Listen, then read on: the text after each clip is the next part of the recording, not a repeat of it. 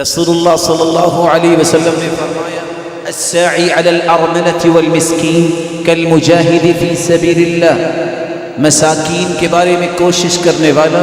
بے وگان کی ضروریات کو پورا کرنے کی کوشش کرنے والا، صحیح بخاری مسلم کی روایت ہے، اجر اتنا ہی ہوگا جتنا ایک مجاہد کو اجر ملتا ہے۔ اور آپ نے ساتھ یہ بھی فرمایا وَكَالْقَائِمِ الَّذِي لَا يَفْطُرُ وَكَالصَّائِمِ الَّذِي لَا يُفْطِرُ، یہ ایسا انسان ہے جو مسکینوں کا خیال کرتا ہے اور بے وگان ایسی عورتوں کا خیال کرتا ہے جن کے خامن سر پہ نہیں ہیں اور بچوں کی پرورش ان کے کندھوں پہ آن پڑی ہے، جس نے ساری زندگی روزہ رکھا، کبھی ناغہ نہیں کیا، ساری زندگی تہجد پڑھی، کبھی سویا نہیں۔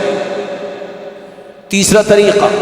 رسول اللہ صلی اللہ علیہ وآلہ وسلم نے فرمایا الخارج العامل فی الصدقہ بالحق لوجہ اللہ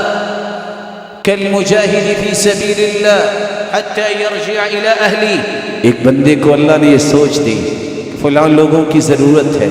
میں ان کے لیے صدقات اکٹھے کرتا ہوں، جب وہ گھر سے نکلتا ہے اور جب تک گھر واپس نہیں آ جاتا اجر اس کو اتنا ہی ملتا ہے جتنا مجاہد کو ملتا ہے۔ چوتھا طریقہ، رسول اللہ صلی اللہ علیہ وسلم نے فرمایا ان كان خرج هذا يسعى على اولاده الصغار فهو في سبيل الله وان كان خرج هذا يسعى على ابوين شيخين كبيرين فهو في سبيل الله۔ اگر کوئی مسلمان ہے، سچ بولتا ہے، تجارت کرتا ہے، نکلتا ہے حلال لقمہ کمانے کے لیے، یہ اللہ کی راہ میں ہے، اپنے بچوں کے لیے اور جو والدین کے لیے حلال توشہ لینے کے نکلتا ہے۔ کون سا شخص؟ التاجر المسلم الصدوق، تاجر ہے مسلمان، سچ بولتا ہے، امانت دار ہے، مع النبیین یوم القیامہ، ایک تو یہ اللہ کی راہ میں نکلا ہے، اس کو بھی اتنا ہی اجر،